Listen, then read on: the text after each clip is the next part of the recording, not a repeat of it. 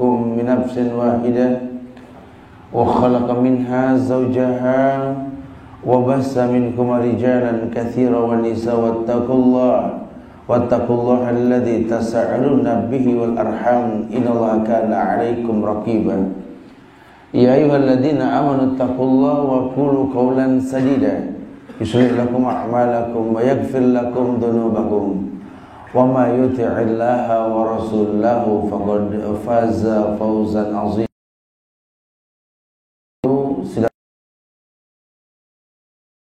Izin Allah untuk sama-sama bersilaturahmi mendalami kemuliaan Islam agar kita bisa teguh di atas sunnah insyaallah. Para asatizah, para alim ulama yang semoga Allah tambahkan ilmunya, para pemerintahan yang semoga Allah jaga hatinya insyaallah. Agama merupakan sebuah nasihat sehingga Allah tabaraka wa ta'ala bahwa agama Islam ini telah sempurna. Kesempurnaannya Allah abadikan dalam Al-Quran pada surat Al-Ma'idah ayat 3 ketika Allah berfirman, Al-yawma akmaltu lakum dinakum wa atmamtu 'alaikum ni'mati wa raditu lakumul Islam ad-dina. Ini ulama sepakat bahwa ayat ini Al-Maidah ayat 3 ini merupakan ayat terakhir di hayat Rasulullah sallallahu alaihi wasallam. Allah yang katakan, Al-yawma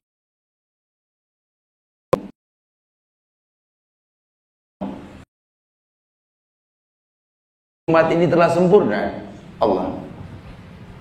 Wa raditu lakumul Islam ad-dina, dan aku redha Islam sebagai agama. Pun yang mengatakan ridho dengan Islam, ya Allah. Maka setiap hamba Allah harus mengerti ini.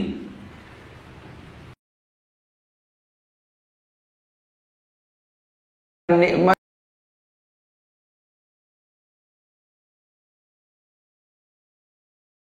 cuma ulama sering mengingatkan bahwa lantar jiyal ayyamul lati madat, tidak akan pernah kembali hari-harimu yang telah lampau. Bergulirnya waktu, bergantinya masa. Waktu kita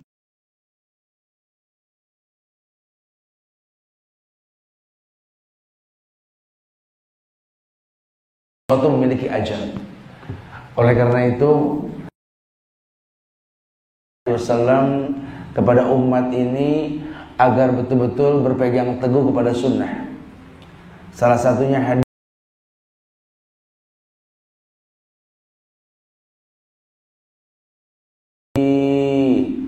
fasayara ikhtilafan katsiran alaikum bisunnati sunnatil khulafai rasyidin al-mahdiyyin addu alaikum bin nawajis iyakum wa muhdatsatil umur wa kullu bid'atin dhalalah.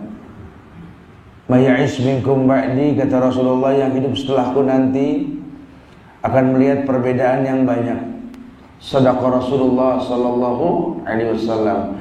Beliau betul, karena Allah betulkan beliau. Sesungguhnya Muhammadar Rasulullah. Kita bersaksi bahwa Nabi Muhammad hamba dan Rasulullah. Maka 4 konsekuensi dalam Islam dipegang. Ulama tekankan sama kita. Yang pertama, amar. Ta'atuhu fi ma'amar, mentaati semua Islam perintahkan. Ini konsekuensi yang mulia. Orang yang mengaku hamba Allah, mengaku umat Muhammad sallallahu alaihi wasallam, maka konsekuensi syahadat kepada Nabi, kita mengatakan ta'atuhu fi ma'amar, mentaati semua yang beliau perintahkan. Inabu bimanaha alaih, menjauhkan semua yang beliau larang. Sehingga dia tahu sekali bahwa hidup ini yang melaksanakan perintah dan menjauhi larangan. Allah yang firmankan, wa ma yantiqu 'anil hawa in huwa illa wahyu yuha tadi. Karena beliau, maka kalau ada orang nanti mendengar yang namanya hadis tersebut sifatnya perintah, Maka menterjemahkannya bukan cuma sekedar sunnah, dikerjakan dapat pahala, ditinggalkan nggak berdosa, bukan. Ya, kalau kita memahami sunnah terkadang dikerjakan mendapat pahala, ditinggalkan tidak berdosa. Tapi kalau sunnahnya itu berkaitan dengan amr, perintah, ulama mengatakan wa kullu amrin fil Islam wajib. Setiap perintah dalam Islam hukumnya wajib. Contoh, beliau bersabda, "Shallu kama ra'aitumuni usolli." Salatlah kalian seperti kalian melihat aku salat. Apa boleh kita meninggalkan salat? Oh tidak. Maka wajib mencontoh salat Rasulullah sallallahu alaihi wasallam. Contoh yang paling mudah, bahwa salat ini memiliki rukun dan syarat. Syarat salat, rukunnya ini kan ikhlas untuk Allah dan mencontoh Rasulullah sallallahu alaihi wasallam. Ini ibadah. Sementara kita tahu bahwa yang namanya salat ini ada syarat. Tuh. Maka kalau kita mau salat wajib berwudu. Dalam salat ada rukun. Kita niat menghadap kiblat, berdiri, kemudian takbiratul ihram. Salah satunya, kita nggak bahas detailnya. Maka yang namanya takbir itu dalam Islam adalah hukumnya wajib. Tidak boleh salat tanpa takbir. Nah, kita lihat takbir yang ada di masyarakat, beragamlah takbir yang ada di masyarakat. Padahal kita tahu hukum takbir seperti apa. Allahu Akbar, Allahu Akbar, Allahu Akbar, Allahu Akbar, Allahu Akbar. Macam-macam kita lihat takbir, betul? Sementara nabinya berapa? Mungkinkah nabi yang satu mengajarkan sekian model takbir? Sementara wajib. Maka terpancing kita sebagai penuntut ilmu ini untuk mencari. Kan ini sholat itu seperti yang diperintahkan, tanha anil fakhsya wal munkar. Sholat ini mencegah. Jadi kalau kasus korupsi, saya pengajar di KPK, jadi ngelihat sekali kalau orang-orang yang sholat seperti sholat tapi tertangkap karena kasus korupsi dan lain sebagainya. Katanya sholat kok berbuat dosa maksiat, bahkan menipu massa, bukan main-main. Sehingga kita lihat di masyarakat, dia sholat Allahu Akbar, sama orang tua ribut, Allah tegur siapa? Allah diri, Allahu Akbar, tak merendah di hadapan orang-orang tua. Mana kemudian sholat yang kau lakukan? Ini bahaya. Sementara perintahnya sholat ini merupakan pencegah perbuatan keji dan mungkar, tapi kau koleksi kemungkaran. Mana sholatmu? Ulama mengkritisi, oh ini nggak bisa dibiarkan, ini harus dirapikan rukun dan syaratnya. Sehingga terbukalah hadis-hadis tentang cara sholat Rasulullah sallallahu alaihi wasallam. Nah, kalau sudah dia melihat seperti itu, mungkin terkesan mengkritisi apa yang dia lakukan. Konsekuensi ayat yang mengatakan wa ma kana lil mu'minin wala mu'minatin idza qadallahu wa rasulahu amran ayakuna lahumul khiyaratu min amrihim. Tidak ada pilihan maupun perempuan kalau Allah dan Rasulnya telah memerintahkan sebuah hukum kecuali mengatakan sami'na wa ata'na. Kami dengar, kami patuh. Dengan konsekuensinya, oh iya. Maka kita akan lihat nanti ujian-ujian orang yang memegang sunnah. Tapi tidak gentar hatinya karena dia yakin la yadurrukum man dhalla idza tadaitum. Tidak ada yang berbahaya kalau Allah sudah berikan hidayah. Konsekuensi yang ketiga, yakni tasdiquhu fi ma akhbar. Mempercayai semua yang Rasulullah kabarkan. Nah, kalau bicara gaib ini kita nggak bisa merekayasa. Walaupun banyak rekayasa di kehidupan tentang masalah yang kani ruh, kulir ruhi min amri rabbi. Bahkan Rasul saja nggak diberikan kemampuan katakan ruh yang gaib ini urusan Allah. Maka kita wajib mengimani yang gaib karena Rasul yang sampaikan. Allah gaib, betul? Tidak ada yang bisa melihat Allah. Tapi kita harus yakin Allah melihat kita. Ini ihsan. Anta budal antara walakin Allah yarak. Kalaupun kau melihat dirimu, terpantaulah. Ya, malaikat gaib, betul. Wajib kita yakini. Kita nggak pernah ngelihat malaikat, iyalah lawang gaib. Cuma kita yakin ini malaikat mencatat perbuatan kita ini. Apa kata Allah? Inna alaikum lahafizin kiraman katibin ya'lamuna ma taf'alun. Ada dua malaikat yang mencatat di kiri kanan kita ini, tahu semua yang kita lakukan. Bahkan dalam ayat lain dikatakan ma yalfizu min qaulin illa ladaihi raqibun atid. Tidaklah keluar huruf pada mulut yang kau ucapkan tersebut kecuali dua malaikat menjadi saksi. Subhanallah. Ini enggak main-main ini ya. Kita yakin dengan malaikat walaupun mata enggak nampak. Malaikat maut ya kapanpun siap menjemput kita. Kita yakin setiap tetes air hujan yang jatuh ke bumi malaikat yang bawa. Kembali ke atas langit membawa semua doa, membawa semua istighfar, kecuali doa dan istighfar orang yang berbuat syirik dan orang yang bermusuhan dengan saudaranya. Ini hal-hal yang gak main-main ini. Kita yakin tasdiquhu fima akhbar. Nabi kabarkan tentang alam barzah, Nabi kabarkan tentang hari kiamat, anis-sa'ah, tentang waktu akhir nanti, bagaimana neraka. Wallahi ma yalfizu min qaulin illa ladai raqibun atid. Maka kita menyampaikan sesuatu meyakini bahwa persaksian malaikat menjadi saksi.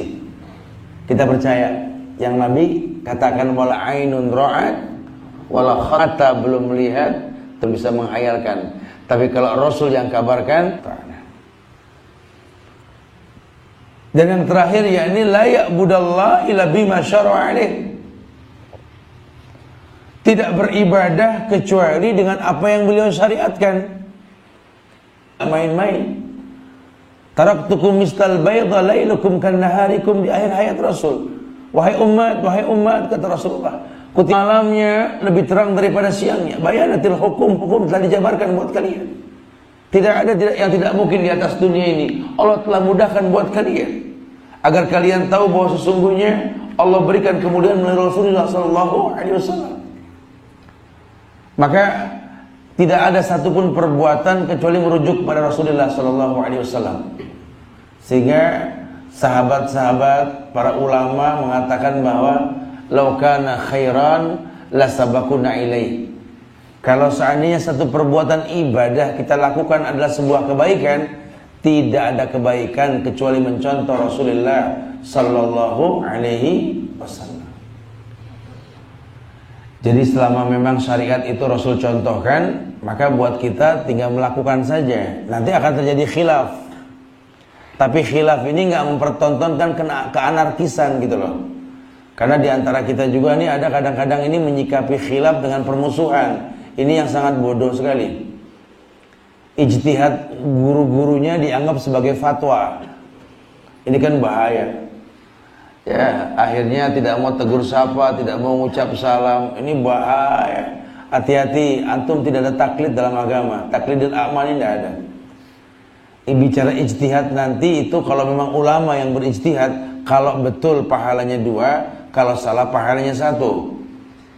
Dan dikatakan bahwa seluruh ucapan manusia bisa ditinggalkan kecuali ucapan pemilik kubur ini yang maksud Muhammad sallallahu alaihi wasallam.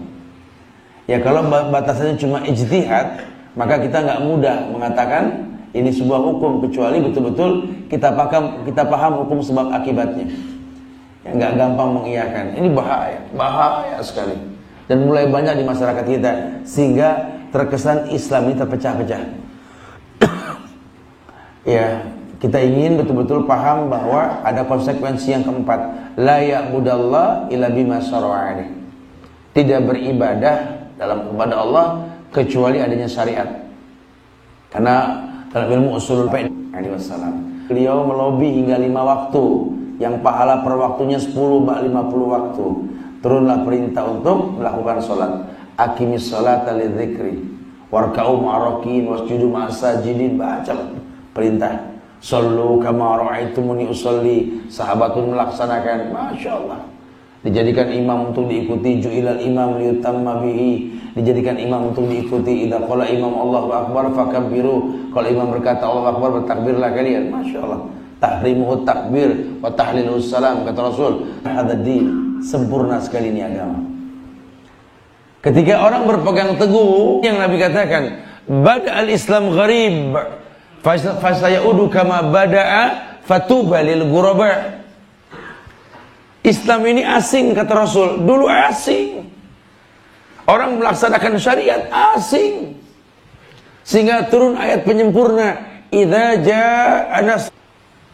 Turun ini ayat mengabarkan tentang manusia datang berbuat agama.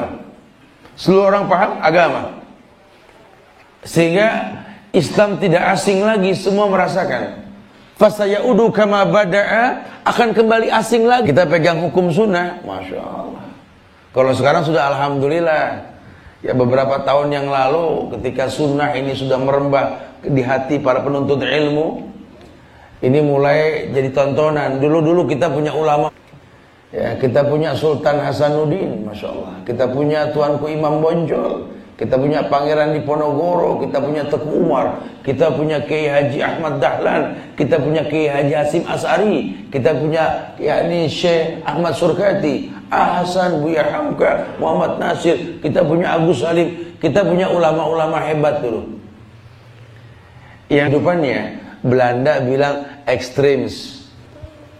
Orang-orang garis keras, kata Belanda. Ya, ini rasa khawatir Belanda yang tingkat tinggi, karena Belanda pengen kalau ulama itu nurut sama mereka. Tapi ulama nggak pernah nurut sama apapun kecuali Quran dan Sunnah, konsisten dalam. Kemarinnya sama-sama orang-orang yang mendalami agama pun terkesan asing. Kalau di daerah, di kampung atau di masyarakat mungkin biasa. Kalau di instansi perkantoran, antum bicara janggut saja asing, betul? Perintah waqsus sawarib waqful liha. Perintah bukan? Tipiskan kumis, panjang. Konsekuensinya taat dengan perintah Nabi. Ketika heran-heranan, Masya Allah. Padahal seluruh sahabat menggunakan janggut, seluruh ulama menggunakan. Gak usah ulama-ulama dari Arab deh, di Indonesia semuanya pakai. Siapa yang tidak? Antum bicara Buya Hamka, antum bicara siapa? Haji Agus Salim, Kiai Haji Ahmad Dahlan, Syekh Hadratus Syekh Ahmad Surkati, Hasim As'ari, Syekh Ahmad Surkati. Lihat orang-orang yang betul-betul menegakkan sunnah. Coba kuak sejarah. Harga diri satu bangsa itu karena memahami sejarah. Masya Allah. Mutiara, dimanapun tetap mutiara. Lihatlah, dibuang mereka ke... Nah, tegar di atas sunnah ini memiliki contoh. Contoh yang diperintahkan. Kita kalau diuji, sudah berpegang teguh kepada hukum, ini kadang-kadang suka labil, goncang hati kami. Serasa sulit menegakkan kemuliaan. Adakah kiat-kiat yang ulama ajarkan kepada kita agar tetap teguh di atas sunnah? Maka ulama mengatakan yang pertama, kita harus selalu mengingat bahwa hidup ini memiliki tabiat lelah, capek. Ya, jadi manusia ini harus tahu bahwa hidup ini lelah, hidup ini capek. Hidup ini seperti yang Allah katakan tabiatnya duka nestapa. Surat Al-Balad ayat 4 ketika Allah mengatakan laqad khalaqnal insana fi kabad. Allah telah ciptakan manusia ini lelah, fi kabad. Ya, jadi kalau ada manusia nggak merasa lelah di atas dunia, ini ada yang salah. Orang tua bangunin anak subuh, dibenci sama anak. Ya memang dunia begini. Padahal kalau tuh anak tahu pahala sholat subuh berjamaah, Masya Allah, jangan mau kalah lah. Sahabat-sahabat di Pulau Dewati, demi Allah setiap hari soalnya Pulau Dewata, gitu ya. Tapi saya berkata sama teman-teman di sana Pulau Dewata, karena mereka inna sholatal fajri kana mashhuda. Sholat subuh, sholat yang disaksikan. Bukan berarti sholat lain Allah nggak lihat, bukan. Cuma memang hukum asalnya bahwa cuma sholat subuh yang Allah katakan masyhud, disaksikan.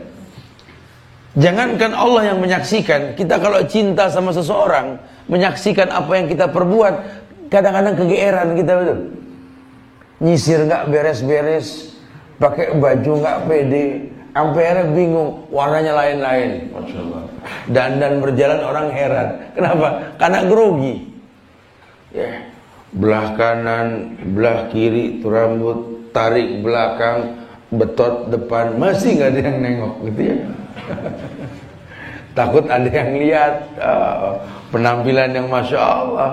Nah sekarang kalau yang maha pengasih, maha penyayang mau menyaksikan, sudah tergantung di hanger. Tapi kalau orang berilmu, ini sholat subuh, sholat yang disaksikan. Kalau perlu mandi sebelum subuh, dandan sebelum subuh, serapih mungkin. Kenapa? Allah mau menyaksikan apa yang dia perbuat. Maka betul-betul bersih. Ya, tidak ada rasa kantuk sama sekali. Tapi yang terjadi tidak. Berapa banyak orang yang sholat subuh takbir bareng angop, betul? Antum bayangin dilihatin Allah, antum dilihatin Allah gitu loh. Antum angop samping antum, set mundur, tumpang lewat tuh bau, betul ya? Karena nggak paham. Rasul perintahkan kita ini untuk sikat gigi, ya. Laula an asyqa ala ummati la amartukum bisiwak inda qulil wudu was-shalah. Kalau tidak memberatkan umatku, kuperintahkan orang Islam ini 10 kali orang Islam sikat gigi. Kebayang enggak? Ucap nama Allah dari mulut yang enggak layak mengucapkan kalimat Allah. Sehingga mana bobot kalimat Allah? Dulu orang mau bunuh Rasul, ditanya siapa yang akan melindungimu ya Muhammad? Allah, gemeter itu pedangnya. Dulu pahlawan-pahlawan kita melawan Belanda, ketika ditanya siapa yang melindungimu, Allah pernah bahas itu. Difitnah Islam diidentikan dengan buruk penampilan, dekil penampilan, jorok. Ini sangat sayang sekali. Fitnah yang terjadi, dan memang prakteknya banyak hadis yang disembunyikan. Apa kata sahabat dulu Yahudi, Nasrani melihat kami para sahabat bisa masuk Islam, baru ngelihat loh. Kita cuma taunya Khalid bin Walid kalau pedang terhunus 50 kepala putus. Kenapa nggak dibahas? Ada panglima Romawi yang namanya Jenderal George yang masuk Islam sebelum perang pedang terhunus. Kenapa nggak pernah dibahas? Di balik 10 gunung mendengar teriakan Umar ibn Khattab, Allahu Akbar, gemetar semua musuh. Dengan ilmu. Iblis paling benci, setan paling benci sama orang-orang yang bersih. Ini jarang kita bahas. Sehingga kita biarkan anak kita jorok berpenampilan, dipaksa jujur, mulut bau, ya nggak bisa. Setan paling suka sama yang jorok, sama yang kotor. Cuma mau bilang apa di masyarakat kita kebalik. Kadang setan kita bilang wangi, bersih dan lain-lain. Ini kan kebalikan. Saya nggak paham kitab apa yang dia buka gitu loh. Lawang yang namanya setan itu jorok dan bau, kotor, makan yang haram. Sampai hadis mengatakan bahwa setan itu makan sisa makanan yang basi, sampah dan lainnya. Bagaimana orang bisa mengatakan setan ini wangi? Kan aneh. Ada yang mau tahajud nggak jadi tahajud gara-gara nyium kembang melati gitu. Setan. Kamu ngelihat enggak sih baunya? Bau gimana? Ada bau kembang. Yang bau kembang itu malaikat. Yang bau wangi itu malaikat. Enggak bau gitu loh. Ini orang suka nganggap remeh masalah kayak beginian ya, sehingga diidentikan akhirnya subbihalahu syaitan. Setan sengaja suka menyerupai yang kayak begitu. Setan itu 2 golongan, alladzi waswisu fi sudurinas minal jinnati wanas. Kayak setan, kayak setan janji, Allah janji jadi kaya, tapi si pencipta wasta'in terus-terusan Abu Bakar, Umar. Terjadi perbedaan, bukan permusuhan. Guru Anda bukan begitu bahasa agama. Itu taklidil a'ma. Inilah awal sebuah kehancuran. Kullu hizbi bima ladaihi farihun. Manakala setiap kelompok merasa paling baik ketimbang kelompok lain, wa iyyadubillah wa na'udzubillah. Yuk bergandeng tangan. Kalau Tuhan kita sama Allah, Nabi kita cukup yang terakhir, khatamun nabiyyi al-anbiya, yakni Muhammad bin Abdullah sallallahu alaihi wasallam. Demi Allah, tidak ada hal yang lain kecuali eratkan ukhuwah kita, saling mengucap salam. Jangan sampai orang Islam ini dihancurkan oleh segelintir pemahaman. Ulama memberikan nasihat kepada kita untuk selalu sadar. Jadi kalau kita berada di atas sunnah ini, kata Nabi, "Addu alaikum bin nawajiz." Gigit hukum yang kau pahami dengan gigi gerahammu. Addu alaikum bin nawajiz. Gigit hukum dengan gigi geraham. Kalau memang sudah kau dengar ada ayatnya, ada hadisnya, dan sahabat melakukannya, ulama nggak pernah berkhilaf, nggak menentang. Yuk, konsekuensinya cuma satu, sami'na wa ata'na. Kalaupun kita belum mampu melaksanakannya, istighfar. Bukan mencari hukum lain buat mematahkan hukum tersebut. Ya, cukup kita mengatakan astagfirullahaladzim, ya Allah, mudahkan urusan kami ya Allah untuk melaksanakan perintah ini ya Allah. Subhanallah. Dia paham, dia mengerti sekali. Dia mengerti bahwa inilah ujian. Ujian yang Allah akan ujikan buat orang-orang yang berada di bahwa sesungguhnya dari satu ujian ke ujian yang lain. Tapi hidayah akan cukup dengan Quran dan Sunnah. Maka dua hal ini bisa menjadi petunjuk. Yang Nabi mengatakan, taraktukum amrain, in tamassaktum bihima lan tadillu abadan, Al-Quran wa Sunnah. Kutinggalkan kalian dua perkara. Kalau kalian berpegang dengan yang tidak mungkin tersesat selama-lamanya, Al-Quran dan Sunnah. Yani Quranul Karim sebagai hudan petunjuk dan Sunnah Rasul.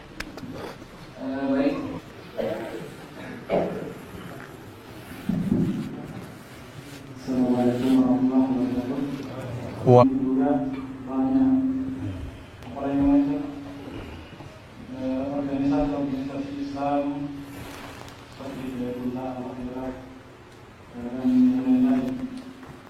Apakah kami bisa bekerja sama dengan organisasi ini untuk suatu amal jemaah untuk membangun visi yang terbaik, Ustaz? Tetap bahwa yang mengisi kita dalam masalah sunnah tentang sunnah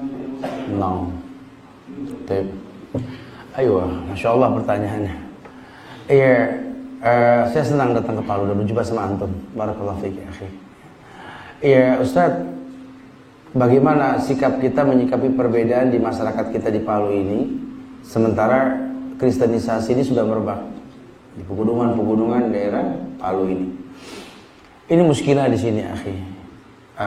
Kita kalau pengen betul-betul mencontoh Rasul, contohlah secara total. Nabi juga amar ma'ruf nahil munkar seperti para sahabat radhiyallahu anhum, betul. Secara umum, walau anna ahlal qura amanu wattaqau la fatahna 'alaihim barakatin minas sama'i wal ardh. Kalau seluruh masyarakat beriman bertakwa di atas muka bumi ini, Allah akan bukakan berkah dari langit dan bumi. Lihatlah dakwah Rasul. 13 tahun pertama beliau tanamkan tentang masalah akidah. Tentang akidah. Siku bil quwwah, ikatan yang kuat antara diri seorang hamba kepada Rabb-nya gitu lah. Jadi Nabi nggak bahas masalah furu'iyah. Yang beliau bahas adalah masalah akidah. Akidah yang dimaksud adalah ikatan dia, bukan bahasa seandainya masyarakat belum kena pokok dalam beragama. Masalah yang bertentangan dengan yang sifatnya furu'iyah. Ya, bukan ngebahas hal-hal yang memang sudah dibukukan oleh ulama, bukan. Nah, kalau akidah sudah sama, sisanya kita perdalam, kita belajar. Apa kata Imam Syafi'i? Ini bukan hukum berkaitan tentang TV. Buat TV itu kan ya kita bisa ya. Selama yang kita dakwakan ini kan qala Allah wa qala Rasul, disabdakan. Kenapa? Karena memang kalau kita ngomong selain daripada itu, kata Nabi apa? Falyatabawwa maq'aduhu minan nar. Orang yang berdusta mengatasnamakan itu suruh ambil bangku duduk di neraka kan. Nah, kalau sudah satu pemahaman begini, nah sisanya tinggal belajar gitu loh. Kecuali kalau jelas memang yang diajarkan menentang. Contoh, ada kelompok yang mengatakan ada nabi selain ini. Nah, ini mutlak, kita juga nggak boleh, karena ada babnya nanti. Ya malah. Jangankan sama orang Islam, kalau kita sama orang kafir saja suruh muamalah sama Rasul.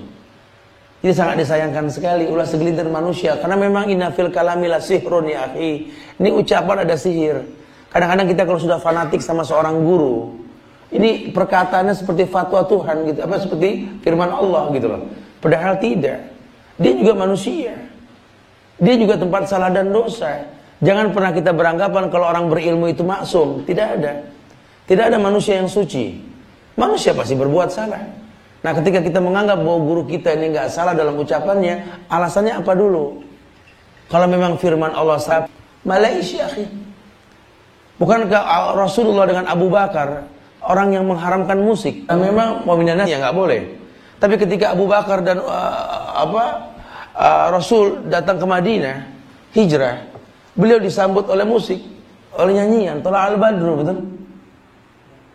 Masyarakat bingung mana Abu Bakar, mana Rasul. Itulah rendahnya Rasul, nggak ketahuan bagaimana penampilannya, sederhana sekali. Abu Bakar pentangkan sorbannya ke atas Rasul, agar orang tahu Rasul yang dipayungi sorban. Kemudian Nabi nggak perintahkan Abu Bakar kembali karena ada orang masyarakat yang mungkin masih menabuh musik, teruskan karena ini PR hidup, bukan membencinya. Karena tidak ada hukum buat orang yang tidak tahu. Jadi tetap didakwai dengan bahasa yang ditawarkan, bukannya Quran dan Sunnah. Itu yang terjadi. Sehingga Islam ini beragam di Indonesia. Mau lihat Islam model apa di Indonesia? Antum sedikit keluar negeri, antum nggak lihat itu. Mana ada di Arab yang namanya NU, Muhammadiyah, Persis? Tidak ada. Apalagi kalau sampai keluar negeri asing di mana orang kafir lebih banyak, orang Islam minoritas, tidak ada. Bahkan mereka kompak. Ini fitnah di Indonesia seperti itu. Makanya demi Allah, ini kalau memang Rabb kita Allah, Nabi kita Muhammad sallallahu alaihi wasallam tanpa khilaf. Jangan cuma gara-gara tarawih yang 11, tarawih yang 23 nggak tegur sapa. Tidak kunut, tidak bergandeng tangan. Itu bahasanya. Ya, karena ini masalah yang sudah dibukukan dan kita bisa lihat.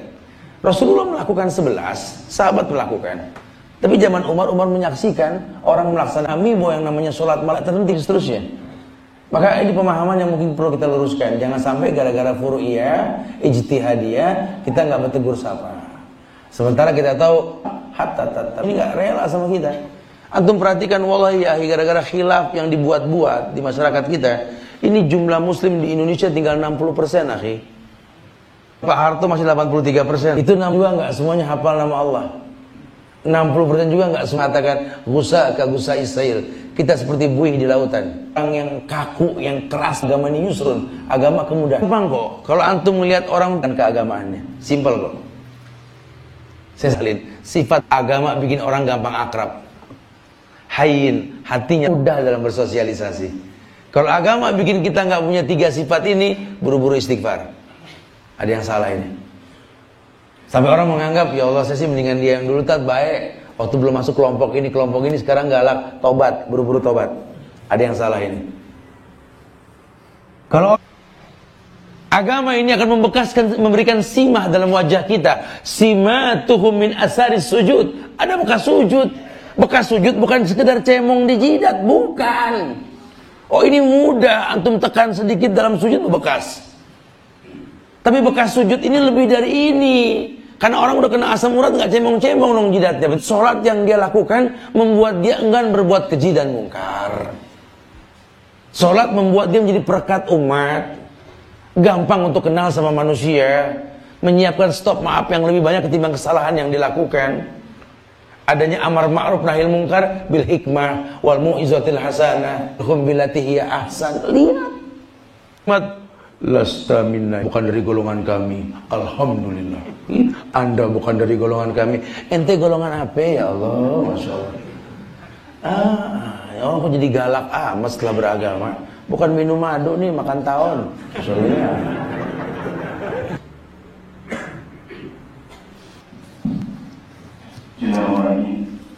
Assalamualaikum warahmatullahi wabarakatuh. Waalaikumsalam warahmatullahi wabarakatuh. Sebulan yang lalu saya mengikuti ceramah kaum Islam seorang ustaz yang sangat dikenal di Kota Palu. Dia menyampaikan ceramahnya ada 3 saya menyampaikan ustaz. Iya. Pertama dia katakan, kemudian kedua iblis, kemudian ketiga jannatu itu bukan surga. Itu dikatakan. Pada waktu itu saya protes, tapi saya bilang jangan-jangan ada nas yang dipegang oleh saat itu. Jadi saya berdiam saja. Saya kepada ada juga satu sahabat saya. Dia bilang baru kali ini saya dengar begini.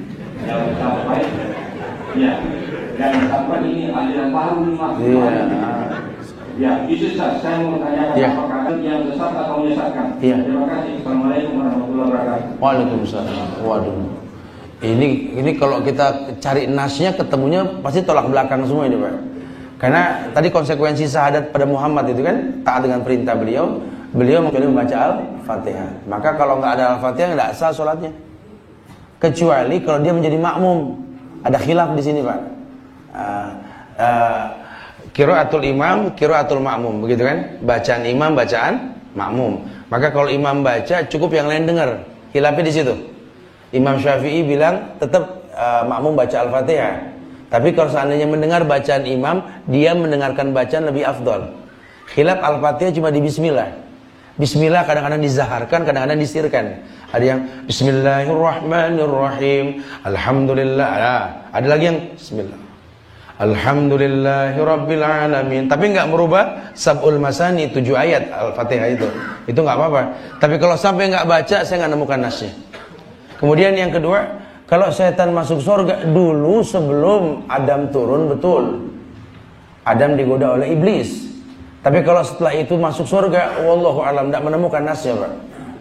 Tidak ada. Ini mungkin ini pemahaman baru kalau sudah begini. Apa tadi yang terakhir? Yang sifatnya gaib cuma janji yang memang kita belum lihat. Sunnah artinya bagi surga.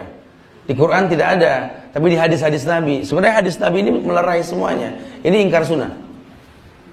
Sebenarnya cikal bakalnya sudah banyak. Cikal bakalnya sudah banyak ya. Ketika orang ini merubah contoh yang Rasul contohkan, ini ujungnya pada pengingkaran sunnah nantinya.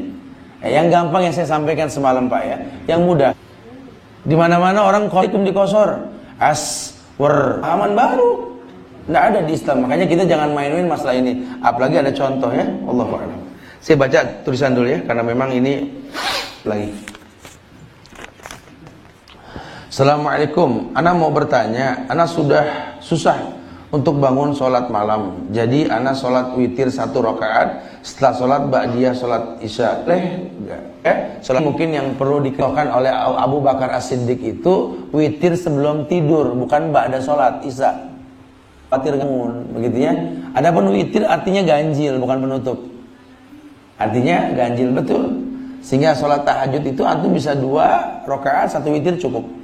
Walaupun minimal 11 itu afdal, ya. Ya karena memang ini. Ketika sholat istikharah dengan jika benar pilihan mesti sabar ada masalah. Bagaimana pilihan itu atau mungkin itu ya dia beristikharah itu dilakukan setelah. Justru saya nggak bisa milih, Ustaz. Nah kalau kita nggak bisa milih, fasal ahla dzikri. Pilihan A, B, C, D. Saya sama orang yang berilmu mana yang kira-kira baik buat kamu. A begini. Karena istikharah kan artinya ya Allah, saat dulu antum belum. Ana nggak ngimpi-ngimpi saya. Ini arafil manam gitu. Aku melihat dalam keadaan kalau yang. Nah kalau sekarang kita ngandelin mimpi pengen ketemu Rasul. Bener tak saya ketemu Rasul tak semalam. Gimana mau ketemu Rasul lawang belum tahu ciri-ciri? Coba pelajari dulu. Ini bahaya. Ya jadi yakin ini bismillah pilih. Setelah pilih istikharah. Kalau dalam Assalamualaikum. Banyak umat Islam yang mengaku Islam tadi tidak mau mengikuti sunnah Rasulullah SAW. Akhi, dakwah yang paling baik untuk saudara kita itu dengan tingkah laku. Antum jangan terbeban saat antum ucapkan. Buat antum, setelah dirimu merasakan nikmatnya beragama, agama itu pasti memiliki bekas. Ada bekas sujud, ada sedekah. Yang setiap ibadah itu memiliki efek suat keji dan mungkar. Sedekah yang kau lakukan ini betul-betul membuat kau low profile, merendah di hadapan manusia. Al-qasdu ya akhi fil fakri wal ghina. Menjadi orang yang rendah hati, tidak sombong. Orang mana yang gak suka sama orang yang rendah hati? At-tabassum fi wajhikal mumbasit ya akhi, senyum. Nanti baru kita bicara qala Allah wa qala Rasul kalau dia tanya dalilnya. Qala Rasul siapa yang mau dengar? Gitu loh. Sama orang tua sama. Tahabu ya akhi. Coba orang Islam gemar-gemar memberi hadiah. Jangan bakhil, jangan syahih ya akhi. Tahabu, saling memberi hadiah jangan. Kita lihat ahlul bid'ah berbuat dosa dan maksiat ini apa yang namanya hadiah, Masya Allah. Orang rokok saja beli 2 gratis 1, betul nyaman dengan hadiah-hadiah. Coba hadiah. Irhamu man fil ardi, ya di bumi ya langit mencintai insyaallah. Insyaallah manfaat yang disampaikan. Kita akan panjang lebar bahas tadi waktu duha. Minta maaf pada kekurangan, kesempurnaan hanya milik Allah. Ya, semoga Allah berikan kita keistiqomahan di atas sunnah, menggapai indahnya Islam dengan husnul khatimah.